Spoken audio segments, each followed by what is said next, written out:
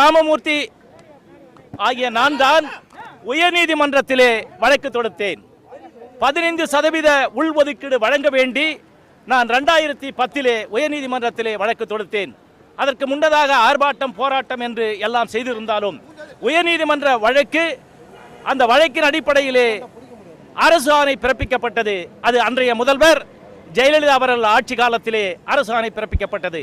பிறகு அது பிற்படுத்தப்பட்டோர் ஆணையத்துக்கு சென்று பிற்படுத்தப்பட்டோர் ஆணையம் பரிந்துரை செய்து இவர்களுக்கு இடஒதுக்கீடு வழங்கலாம் என்று சொல்லியது. அதன் அடிப்படையிலே திரும்பவும் உயர்நீதிமன்றம் இறுதி ஆணையை பிறப்பித்தது. தலைமை நீதியரசராக இருந்த கவுல் அவர்கள் இது இறுதி ஆணை, உடனடியாக இவர்களுக்கு வன்னியர்களுக்கு 15% ஒதுக்கீட்டை வழங்க வேண்டும் என்று சொல்லி ஆணை பிறப்பித்தார்கள். அந்த ஆணை பிறப்பித்து 5 ஆண்டுகள் உருண்டோடி இன்றைக்கு 6வது ஆண்டாக இருக்கிறது. ஆகவே இது சட்டத்தின் வாயிலாக நடக்கின்ற இந்த ஆட்சி